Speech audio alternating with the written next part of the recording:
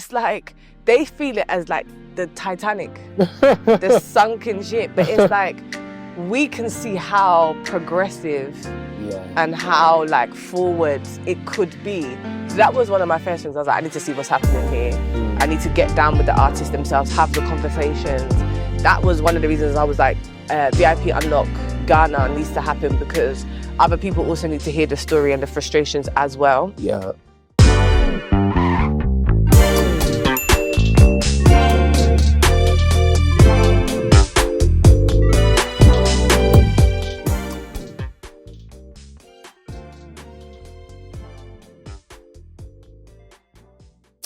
Hey guys, Adrian here. Welcome to the Sound of Accra podcast. If this is your first time listening, this is the show where we speak to top Ghanaian founders, entrepreneurs, and creatives worldwide with the aim of leaving you behind with meaningful takeaways that you can apply in your life, business, and career. Just for today's housekeeping, for today's show notes, you can head over to thesoundofaccra.com/Christina. That's thesoundofaccra.com/Christina for today's show notes. That's CHRISTINA. Yeah? And just before we get into the episodes, if you're watching on YouTube, hit the like button, hit subscribe. Let us know what you think of today's episodes. Get in the comments. If you're listening on the podcast platforms, Apple Podcasts, Spotify, a 5-star review is very much appreciated. I'd like to introduce today's guest. We're continuing on with season 6 in Accra. I'd love to welcome Christina Carmel onto the show. Did I pronounce the name right? Yeah, just did. so that I don't get slaughtered or anything like that. It. I know how particular some people are with their names. So I'm sure you guys have probably heard of or seen Christina around. If you haven't known about her, then hopefully you will by this episode. You know, she's an A&R, she's the host of VIP Unlocked. She's got her own show, and she's got VIP Unlocked News, and then she's also an author and a speaker, and she does lots of wonderful things, but more or less a journalist in the music world. Christina, thanks for coming on the show. How are you doing? You're welcome. Nice to see you. Nice to see you. Yeah, I mean, I think we've had a few exchanges, on social media, and we have quite a few, friends in common. I think you even know one of my friends, D Red. So people like that. So it's good to finally get you on the show. I think we've been speaking on and off for quite some time. For a while. It's good to kind of have you on the show in the flesh as well. Just before we kind of like get into the meat of the topic, just kind of give a quick elevator pitch to the audience of those that don't know you about who you are and what you do. Okay, so my name is Christina Carmel. I'm a host, music marketer, and A&R. All things entertainment and industry. So I've worked with quite a few people actually, through strategy and marketing and all things. And I have a show called VIP Unlocked, which was on MTV based Africa and Sky. If you're in the UK, you would know. And yeah, just an all-round, what would we call it? Just an all-round person, really. What can we say? Yeah. Congrats with VIP Unlocked. I've seen a couple on the YouTube. So is that actually on MTV base? Did it actually air Africa? Yes. So it's not. So the VIP Unlocked. Huge. Yeah, it's not an online show. It's actually a TV show. TV show. Okay, cool. And but then, you got the content you put on. Right, cool. And in the end, so that people could have access, because it's a lot of the time it's on digital, and a lot of people don't have access to. So that was the biggest complaint, because I was never going to put it on. It was already doing the numbers on television. Yeah. So people were like, "Oh, what if we don't have this and we don't have the digital this?" I was like, "Okay, put it on YouTube." Yeah, I mean, I think that's probably a good place to start. VIP Unlocked. So you've had a few faces on there, quite a few familiar faces. South African, Eddie Caddy. I think it's Kenny Ajapong. Is it Afro Chad, Afro Future owner? Is it Neptunes? Yeah. Is he the piano producer? Yeah. The big one. Yeah, you've had quite a few heavy hitters. Tell me about VIP Unlocked, how that came about, and and what people can expect from watching the show. Okay, so VIP started off in London essentially. So through the music marketing I was doing, I have the opportunity to be around a lot of like musicians and industry people. Everybody has a story untold. So there's a story that everybody else knows and the story that we behind the scenes knew. Yeah. And I just felt like, no, this needs to be documented and on camera, because people need to hear the real about what goes on in the music industry. So I started to film it. But for me, I'm the type of person that if I'm doing something, like I always think I'm on 10 automatically when it comes. I'm a real strategist. So when it comes to me, I'm like always on 10. So I knew straight away it was going on TV before I even thought about YouTube. I didn't even think about YouTube.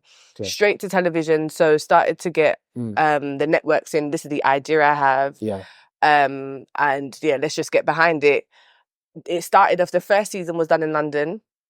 It took a lot of pitching and convincing. It took a lot of pitching and convincing. Who did you have to pitch it to? Like Sky. Networks. Okay. I had to pitch it to the Sky. Did you have to pitch it to anyone? V8, VH1? Nobody? No. So I had we're not gonna say her name, but I had a woman, Caucasian, because it is television is a Caucasian. It's not for us. We just trying to navigate our way through it, you know. So it took a lot of, and she. What about BET? No. Yes, so BT is the next conversation for the next season. we working our way up. All right, Essentially, when we first started, it was pitching to the networks, and she said yes, but then apparently I found out that she had conversations behind closed doors to say she wasn't sure, and it was a Nigerian who was on her team who was like, no, you need to give this a push, you need to give this a chance, because of the names that we had to back it.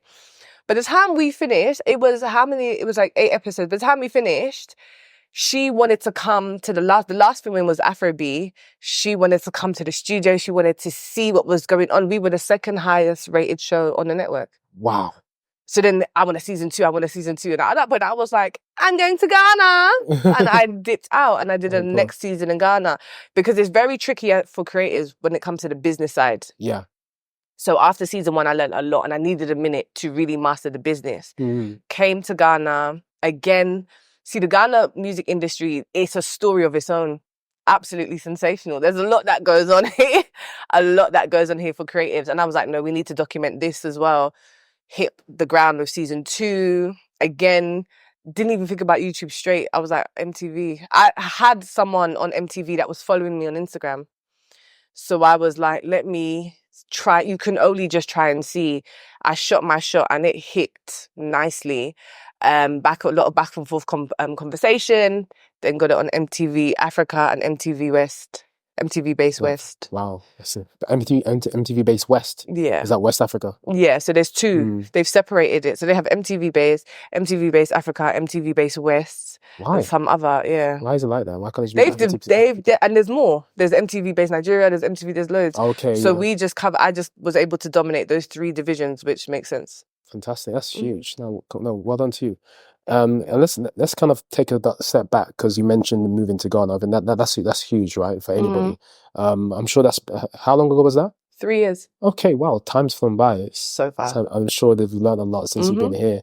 I think I've probably seen you in other interviews where you're probably talking about your story, why you moved to Ghana. What kind of led you to come here for the audience? I needed a break. I needed a break. So yeah, London was getting a bit different. It was getting a bit unstable. The economy, we couldn't see where it was going. Yeah. And we all know that Africa is home. You know, I think we all know one of the most frustrating things can be is that we know the potential of Ghana. Ghana has the absolute most potential, and it's this conversation of, you know, in order for it to be amplified, we need to come and do the work. Yeah. So it's like, in order to build an army, we need soldiers. Now you need to decide, are you going to stand for your country or not? You're either going to be a soldier or you're just going to sit down and let someone else do it. And so it was like, you know what? It's time. And there was something, I had a conversation with someone because we were talking about, it's a spiritual feeling. I don't know, like, it can't be explained. You can't describe it. There is a spiritual feeling that calls you home. And that's when you know it's time. Don't come before the call, because then you will not know what it is that you need to be doing when you hit the ground. When that it's something, because we know with the Western world, even though, like, for a lot of us, we were born in London, London isn't home. And it was becoming very clear that they didn't believe that we belonged. It was very clear. The divide was getting absolutely crazy. That's when, like, home calls you. You belong somewhere and you come from somewhere. And I waited for that call. The first time it called me, I said, oh, immediately no. I said, I ain't coming over there. I don't have the patience. I don't have this. And then I waited a little bit. We went into lockdown. And then we went into lockdown for like 2 years. And then they were trying to introduce another one. that's when it was like, it's time. And so I came and been here since. The rest is history. That's amazing. I find it interesting. I've never really heard anyone, maybe I have, refer to it as a calling, that like I'm called to come home. But when they do refer to it as a calling, it's more like, I'm called to come and do X and Y in this country or in this continent. Interesting perspective. How did you see, did you have a plan in terms of how you're going to translate what you're doing in the UK in terms of in the music industry over here? Or you just kind of came, wanted to see how things will work out? Did you come and then you thought, okay, cool, let's see how it goes, or you came with this game plan, this is what I'm going to do, I'm going to do this, I'm going to do that, I'm going to do that? Or was it a bit of both? Was it a bit like it, were you kind of like going with the flow? Or were you kind of like making up as you go? I think it's scary to go with the flow here. Of course. I think going with the flow too much is a bit like, this is not a country you just wing. Like, I think you need to have, I always say, just have a basic structural plan. It doesn't need to be too in-depth, but you need to have some kind of core foundation. Yeah. And then you see how that goes. I was working heavily with the Nigerians. I've always worked with the Nigerian market. Why do you enjoy working in the Nigerian market? That's just how I came into the game. I came in with them. You came in with them. I came in with the Nigerians, the Nigerian execs, the A&Rs, the promoters. Shout out to Shopsy, shout out to Smid, shout out to Gracie May. I came in with them, and I used to be the only Ghanaian in a lot of the meetings, in a lot of the we have a lot of A&R sessions. So a lot of the Nigerian artists will have A&R sessions. I have some on my page. I have them on with David O. We're all in a Zoom. I used to always be the only Ghanaian. Sometimes, majority of the time, I was the only Ghanaian in that. Wow. And, and it gets funky over there. I'm not going to lie. It does get funky over there, especially when it comes to the outline of business. And I could see how we were being slept on, and we were a bit of I wouldn't say we're a bit of like, we're taken unseriously, but we're not serious. And I think it's just something that has been stamped on us. We're not serious. So it was like, when I came, that was one of the major things. It was like, we need to tighten up, because this is what your brothers and sisters are doing over there. Your classmates are doing things. We need to tighten up. That's the thing you can learn from Nigerians. They're a lot more forward than us. They're not more go-getters, hustlers. What? More like that than compared to Ghanaians. We're more like Ghanaians, more laid back. We don't come close. We want things, opportunity to land in our lap. Oh, it's raining. I don't want to go to work. I'm not going to work. Stay at home. It's not possible. It's really, they have the same hustle mentality as very close to how we are in London. It's it's game time. It's game time. All the time. Yeah. And when you tell Ghanaians that this is what's happening, they can't even fathom that this is how it goes. Like, you guys have, like, when David did Timeless, I'm on Zooms from here. I'm in Ghana. Everyone is all over the place. That's time zones, but it has to work. Everyone's time zone has to make sense, because this Zoom call, this album will come out. You understand? But Ghana, I can't make this time, or maybe, and then, it's like, honestly. Yeah. So that was no sense of urgency, isn't it? None. Yeah. None at all. And that was one of my biggest things. It was like, okay, I need to see what's happening on this ground, because we have the talent. Remember, the Nigerians come here to do their music. They come here to finish their albums. They come here for features. I didn't actually know that. I knew Nigerians came here to school, because I went to school in Ghana with Nigerians. Wizkid has a house here. Not surprised. Burna Boy has now bought property. Jay-Z has property in East Legon. You understand? Deep, what's happening? Charlamagne the God has property in East Legon. Well, he came then last year, or 2022, wasn't he? There was a lot of people that have property. You need to ask yourself why. Yeah. Why is it that they can see the vision, but Ghanaians can't see it? Because they know Africa's the next frontier. And so now most of the conversations I'm having now is like, can I ask you a question? Why? Why are you here? Like, why? When I did my Ghana card, I had this conversation the other day. When I did my Ghana, people were screaming, hey, don't do it. No. You will go back. No, you don't need it. And obviously you need it to do your MTN. To get your SIM card or whatever. Nah, you're not going to be here that long. License, because if you get it, it means you're considering staying. What are you staying to do? And this is industry people. They were screaming, nah, don't do it. But you're not from here. And it's like they feel it as like the Titanic, the sunken ship. But it's like, we can see how progressive and how like forward it could be. So that was one of my first things. I was like, I need to see what's happening here. I need to get down with the artists themselves, have the conversations. That was one of the reasons I was like, VIP Unlock Ghana needs to happen because other people also need to hear the story and the frustrations as well. Yeah. And it was interesting. It was very, very interesting. But after I've been here, I definitely know. I can tell you everywhere they're going, like everywhere they're going wrong. I mean, it's a whole conversation. It's a whole conversation Itself. Yeah. Wow. Very insightful. Cool. I mean, let's talk about. Okay, so we've talked about the show. Let's talk about some of the. I know you've been on a few panels. Let's talk about. I mean, I know you were on. I think the Afrochella before it became renamed Afrofuture. Afrofuture. Even that is a conversation. Mm-hmm. And then you also recently the Influence Fest as well in Ghana. To talk us through some of these panels that you've been on recently and how it's been for you and where you thought you've been able to bring value to the table in these discussions. I'm very big on education. I think education is power. Education can be more powerful than currency sometimes, if applied correctly. Knowledge is to be shared, is not to be kept. There's too much gatekeeping when it comes to knowledge and information. And for me, that's why panels are so important, because we need to share this information. I got here, I have no reason to gatekeep, because for me, it's like, if I eat, you eat. Someone had to pave the way for me in order for me to get, you understand? So let me too, let I pave the way for somebody. Yeah. So that's why I love panels so much, because I'm very straight to the point. I will give it to you funky and fresh, real and straight. And I love to connect with the people. I love to get down. I'm so big on community. So for me, panels are just like a great way to just like get on the stage. I'm going to give you the real tea, real information.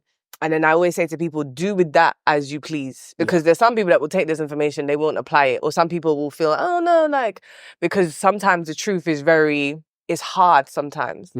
But with the Afrochella, it was good, because it was like, with Afrochella, I've been there from the beginning. So I've seen these boys from the very beginning to where they're at now.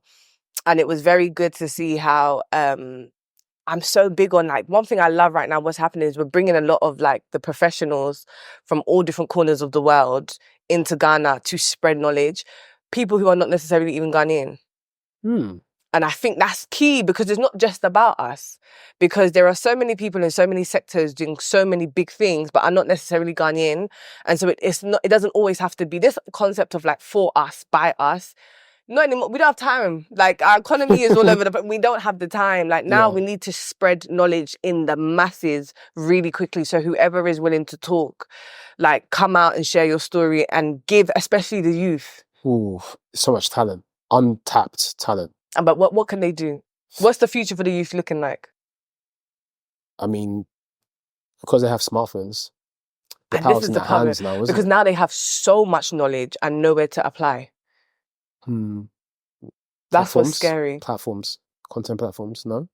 But all of them are doing YouTube. True. The problem is now all of them, and now there's about to be a tax introduced already. Tax where? On YouTube. For Ghanaians who if you register from here, so a lot of them have found a way to register there. Oh, it's not. The government's shopping, isn't it? The government's shopping big time. And this is my problem. So now you have a youth who are full of knowledge and no longer naive to a lot of people's success and stories. I'm seeing it like crazy. And so now it's like, what do they do? Where do they go with that? And this is why you're seeing a lot of people trying to go abroad. Because it's opportunity. With knowledge, there needs to be opportunity in order for it to be applied. True. And there isn't that. True. Yeah. So it's just you're stuck. It's an imbalance, isn't it? Yeah, completely. A huge gap, isn't it? Huge discrepancy. There's a whole conversation again. There's a whole conversation. Yeah, a whole conversation again. Going back to the youth and maybe, artists and creators, right? We're probably going to kind of go into creators a little bit, because I think this is where the conversation is going.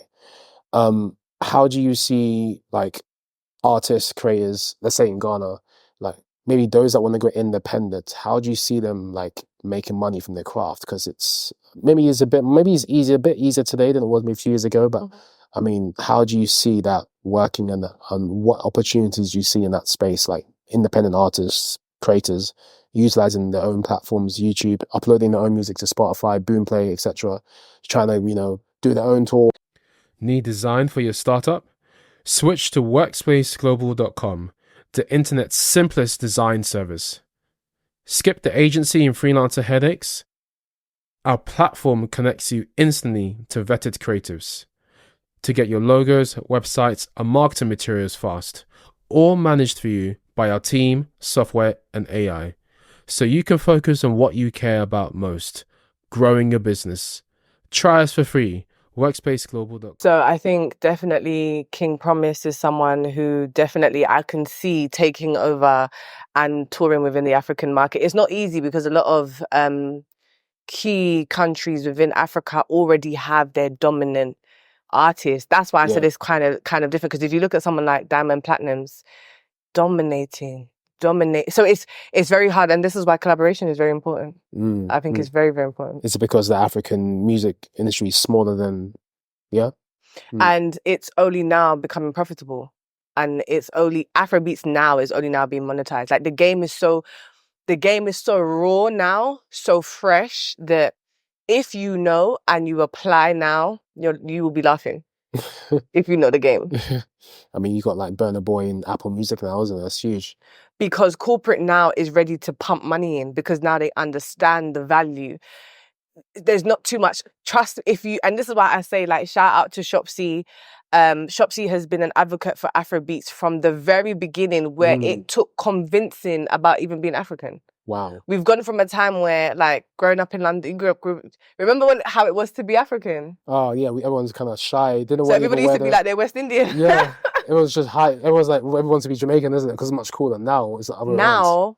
It's like Africa is one of the most monetizable, like, revenue. You can structure a whole business around Africa.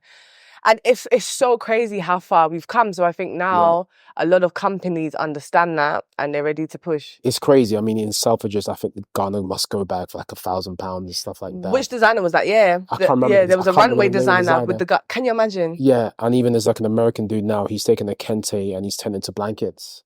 NFL just shot their advert in Mokola Market. We've come a very long way. And if you understand that this is just the beginning, then you can see, like, okay, if you're able to, that's why I said, if you have a strategy from now, you could really set yourself up very well. Yeah. So I think during your time here, you've probably also got a good idea of if someone wants to kind of tap into the culture, like an NFL or something like that, like how they would kind of go about it. What kind of brands, what kind of collabs could you see maybe happening in the near future in terms of Ghana, Africa? Like foreign brands, artists, etc., coming here and doing stuff. Because it's just getting better. Is it last year? Either last year or the year before, Good Morning America did their first episode in Skybar. That was at Skybar, was it? It looked familiar. Yeah, it was weird at Skybar. Because it's daytime. I've never been to and they moved everything. They did the whole set from the balcony. They moved out all the chairs and everything else. They shut it off. Shot the whole, and then they took everybody on a tour how they do the Ken. Do you know how big that is? Yeah, I think Chef Binta was there and smashed it. Right. I need to bring her on the show, actually. Massive. Yeah. So we've had the NFL and Mokola. We had Apple Now Party. We've had Spotify. Yeah. We had Empire. Which, and again, when you go to Empire, the label. Empire Africa, the label, yeah. So they had an event. It's on my Instagram page. I just posted it. And a lot of people were shocked. And I spoke about it on Instagram. That budget was sensational. They came ready and prepared, and they catered to the people on the ground. They wanted to see what was happening. Because remember, they've already signed like a Shakir, and they're gone, but they wanted to see again what's happening in Ghana, speak to the people on the ground. Shout out to Tina Davis. So I think a lot is happening. Michaela Cole shot her Vogue magazine in Ghana, her cover in Ghana. I can see, and I probably am gonna remember, I said it here first. I can see Oprah coming here. I can see Oprah and Gail shooting it. Gail was already featured in some of the episodes that they did with Good Morning. Like, she came in, like, I could see Oprah here. I went to the Color Purple premiere. They premiered Color Purple in Silverbird. I can see Oprah coming to Ghana. I think I can see that too, because the people she's affiliated with as well have been coming here. I know that there is a young man called Kwame who is in the Bad Boy camp. What Diddy's, as in Diddy's Diddy. okay, cool. So there has been conversations I know that have been had with Diddy Yeah, and his camp about coming to Ghana. yeah, and I think with DJ Khaled and What Am I, they kind of bumped into each other. That could see, yeah, I mean, so I think we're gonna Right. see a Yeah, lot more people there's a coming. lot. I know that there's there have been for a while, about 2 years now, there's been conversations with Drake. Yeah, Um I think it's inevitable. You can kind of see like all these people that you yeah. expect to see is inevitable, and that whole rumor of Beyonce coming to Ghana and Right, then yes. disappearing. Yeah, yeah, maybe she might come herself. You understand? Yeah, Yeah. that There've was been funny talks though. with her as well, actually, with Talks her of camp. everybody, I'm pretty sure. So big things are happening, and I think we're going to see such a shift because now, especially the American market, are now understanding the beauty, the capitalization, the profitability of doing things in Ghana. And And this Africa is where probably you're as a going to whole. see Yeah, some big things happening. yeah, and Africa as a whole as well, probably as well. Because now, yes, good you said that, because now look at Rwanda. So yeah, so if you're smart enough to be like a company like Kozo Yeah, and you understand strategy, then you put yourself ahead of the curve, because now that Kozo has gone to open a branch in Rwanda, Rwanda's just building out their tourism. They're getting ahead of the game. Rwanda, smart, took another initiative, taking out Ghanaian social media influencers to go and test out different tourisms in different parts of Africa. So like Rwanda took South African. I know Wesley's just gone to South Africa. Even I find it a bit like Ghana, because it's good for Africa as a whole, but for me, it's just like, wow, so Ghana is really just letting some of their big boys go like that. well, Do you as see what I'm in, saying? so you feel like Ghana is losing some of their own talent to other countries in a You're sense. using some of the biggest promoters in their lane Yeah, to promote other African other countries. How do countries. you feel about that? That's what I'm saying. I think as an African initiative, they're smart, Yeah, head of the game. the students. But if I was like the head of tourism, or I'm calling them into the office. Hey, how you doing? Glass of champagne on arrival. Yeah, Do yeah, you want jollof or fried rice? I'm going yeah. to Sweeten sweeten them up. them. Yeah, yeah. They are being used to promote and encourage groups of people to leave and go, and this is what Rwanda looks like, guys. Come on, let's go. If Joshua, South African goes, we're all going. Mm, Do you see what I'm saying? true. If Yeah, South African says let's go to South, we're all going. yeah, And they know this. yeah, yeah. So that's why for me, I'm just like, other African countries are shining their eye. We too, let's Yeah. not drop the ball. And I think this is amazing place we are in history of the world, because now we've got to a stage where creators are now calling the shots over traditional media. And I want to bring this full circle where I found it interesting where you were going after MTV, Sky, rather when you now have YouTubers, I mean, people now pushing the content more on YouTube and other independent platforms. So when it comes to things like tourism, the YouTubers and people like that, social media influencers, they're running the game. So I think, in terms of Ghana, I mean, there are ways that we can push tourism a lot better. I don't think we're really maximizing on it. Again, the year of return, I always bring that as an example of how, yeah, it did great, but we didn't really maximize it as much as we should that particular year. When you hear it during that period, Yeah, I was it's phenomenal. The traffic was insane though. But to be honest, I remember DJ Cuppy the text saying, "I'm stuck in traffic, man." right, and it was, and I will say this. Like for me, I will say Year of Return was a very smart initiative. We have to give it to, like, we have to. It was a smart initiative. If we're gonna sit here and say it wasn't, it's again, it goes back to strategy. It goes back to, you start something, it's steps. So you start something and you map it out for 5 years. What does 5 years look like? Okay, now what does 10 years look like? And I think for Ghana, we just focused on the 5. And I think now we've passed that. Like, so we've done 3 years now. And I think now it's like, and it's part of our mentality, really. We don't ever think about the long term. We just think about the now.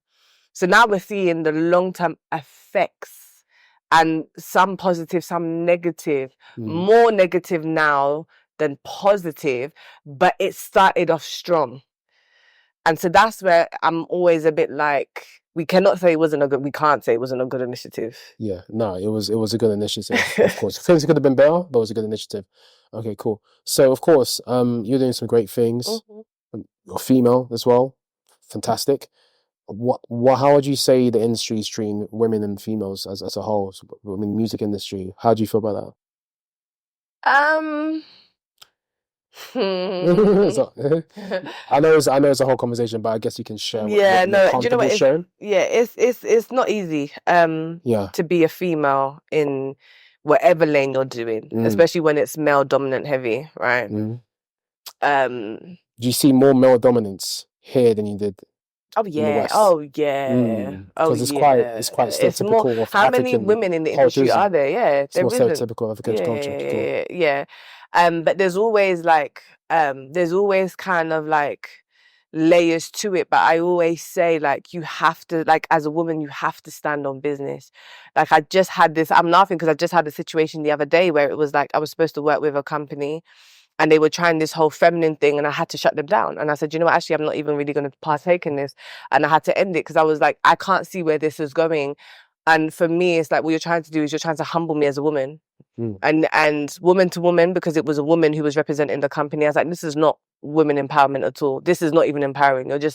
You're coming from a place of, you're either really curious, jealous, envious, or you're trying to humble me. Crazy. You know, and it's not easy as a woman, but I've had a lot of young girls ask me like, how do they navigate the scene? Even them as an artist, like what approach should they take? And I'm always just like, stand on business because you have to eat at the end of the day. And if you're not careful, the industry can be very social. Yeah. How do what is it like? Because I know you're quite big on youth empowerment and things like that. Mm-hmm. How is it when you're speaking to the young women out here? You know, how's it like? What are some of the challenges that they specifically kind of go through in terms of the creative music industry? I think it's because it's kind of male heavy. I think there's a lot of like sexualization of women. Okay, so like they're kind of like, if you do this, you get this kind of thing. Yeah, or just a lot like you're going for like studio session, it gets really flirty, or Yeah. but that you have to let them know that that happens everywhere. So Yeah, you of get to course, yeah. America, Yeah, oh, yes. it gets Yes. the higher you climb, the worse it gets. 100%. Yeah. So you need to kind of set out your boundaries, your disciplines from very early. Yeah. You have to stand on it. You have to stand on business. Yeah. And you almost have to some degree, walk in your alpha. Right? You need to know when to switch it off, but you need to walk in your alpha. But you have to have the balance, because if you walk in your alpha too much, you lose that feminine. But you do have to walk, in order to navigate this business, I do find you have to be very type of masculine to be able to kind of get things done. Yeah. And then you can tune off, and but Yeah. it's not easy. What would you advise to people, creators or artists that want to get into the African music industry, like the best way to kind of navigate it, as opposed to maybe the West, or the differences? Maybe we can talk about that. The differences of navigating. I think in the Western world, like it's more like 9 o'clock is 9 o'clock, 10 o'clock is 10 o'clock, right? Yeah. Your contract is your contract. Negotiations are easier. I think everybody is very clear from the very beginning. It's a lot more of a professional approach. You see, with the Afrobeat scene, you have to be very careful because, like I said, it can become very social. And it can become less about business and more. If you're not careful, you will just be popping champagne every other week, and you will be like hanging around the who's and whatever, and you will not eat.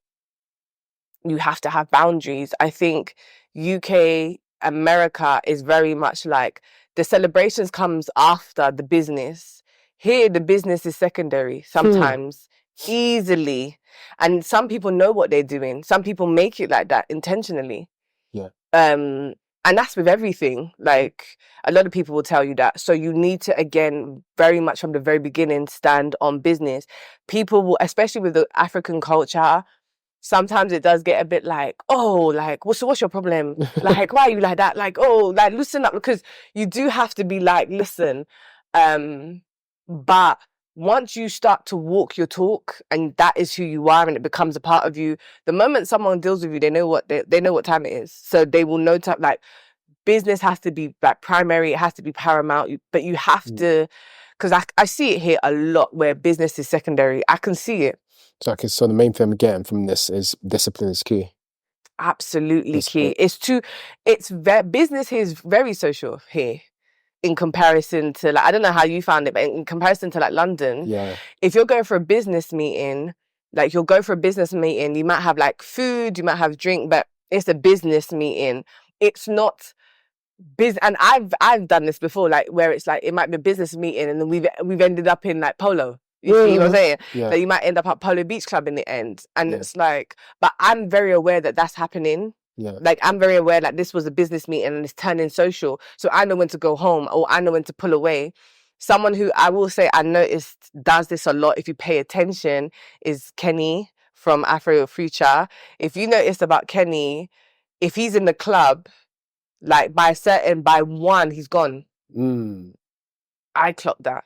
There are certain people, if you pay attention, you'll see certain things. Okay. So you do have to, because business gets real funky over this side. Yeah. Why do you think business culture is it more kind of tied to like the culture here in Africa compared to the West? Do you think that's why business is done in a It's certain more way? social. Yeah, I think it must be because it's like, even when you do business like across Africa, it's like that as a whole. Like, yeah, it is very much, let's go for drinks. And it's like, I think when you're in London, you'll be more cautious if you have a business meeting, whether you would order like an alcoholic drink or a juice, you see. But in Ghana, before you've got to the table, it's like there's a Jack Daniels on the table over business. Do you see what I'm saying? Yeah. But this is why you have to have discipline and discernment, because you need to pay attention to like your surroundings and know that there is Courvoisier, Jack Daniels, water and pineapple juice. And you're in a business meeting, so pay attention to your surroundings. Where do you think the industry is going in terms of like Afrobeats, African music industry? I feel like now that corporate has really got behind it, I think now is the time to definitely run. We're seeing that like we have a Grammy, a whole Grammy section now for our artists to be nominated. So I think now is the time for us to really like go far and like amplify and really run with it, because like Africa is now. And we're seeing Africa is now. So now it's like, it's our time and our artists can shine. Brilliant. Yeah. I couldn't have said it any better, honestly. Yeah, Christina, I've really enjoyed this conversation. One thing I do want to tap onto is you're an author as well. I mean, you launched a book, I think a few years ago. Yeah. What was it called? Change Your Thoughts, Change Your Life? Change Your Life, yeah. Okay. Tell me about how that came about. Was it during an interesting time in your life that? Yeah, so that came about during lockdown, where I feel like everybody was in a very heavy place psychologically. So I have a degree in psychology. So I know the tools, the strategies and things to use to kind of keep yourself in neutral, keep yourself in baseline. And I thought, you know what, no better time than now to give the people the tea on what we use as psychologists to kind of navigate the world and help and support our clients. So it was just about, again, providing the information and just not gatekeeping. Okay, great. So that's helping people navigate the lockdown and, and mental health and mental health, bereavement, your eating. It covers everything from strategies to use when you're in a certain situations, the foods to eat, how to journal, exercises. It's like it's all in there. So it really is a full-on guide onto just manage you. It literally manages you day to day. Yeah. Wow. Okay, cool. We'll definitely have to take a look at that. And where can everyone find it? So it is all the stuff is on my social media. So when you go to my social media, it's a link and it'll take you to my Shopify store. Okay, great. We'll make sure that link's in the show notes as well, so you guys can go ahead and grab Christina's book, Change Your Thoughts, Change Your Life. Yeah. Brilliant. Christina, it's been fantastic having you on. Thank you. I would like you to share with the audience where we can find you, how they can work with you, in terms of what ways they can work with you. And then also, if you have any final thoughts you want to leave with our audience before we sign out. Okay, so you can find me on all social media platforms, Christina Carmel, and that's everywhere. Instagram, Snapchat. Be careful with this. The Snapchat, Instagram and Twitter, TikTok, all on there. Yes, again, if you wanna work with me, my email is all linked to my social media, or you can slide me a DM. Be clear, be precise, and know exactly what you want. And yeah, that's basically Christina Carmel on all social media platforms. Christina Carmel, the marketing queen. I'm going to ask you this last question, actually. One of my old traditional questions. So what is the sound of Accra to you? So if someone mentioned the word Accra, what thoughts, vibes, feelings come to mind? What's like the first thing that comes to your mind? Like, what, just Accra? Yeah, like when you think of Accra, what's like the first imagery or sound that comes to mind, or emotion or feeling that comes to mind? It's spiritual. Spiritual, yeah, Spiritual. powerful. Mhm. Powerful. I mean, we did talk about that earlier in the conversation. Mhm. Well, there you have it, guys. Christina Carmel, marketing queen, A&R, host of VIP Unlocked and all that good stuff. Once again, guys, today's show notes, you can head over to thesoundofacrowd.com/Christina, thesoundofacrowd.com/Christina for all of today's key wisdom points, references, nuggets from today's episode. Once again, let us know what you think of the episode. Leave a comment below if you're watching on YouTube, or drop us an email, info@thesoundofacrowd.com. Someone will pick that up. Okay. Tell us your thoughts about the conversation. If there's something in particular that you want us to talk about, maybe we'll jump on a live on Instagram or YouTube and maybe dive deep into certain topics, or maybe even do Twitter Spaces or something like that. But yeah, once again, guys, if you're listening on Spotify, Apple Podcasts, 5-star reviews, very much appreciated. I'm Adrian, signing out, and we'll catch you in the next episode. Thank you so much, guys. Bye. Cheers.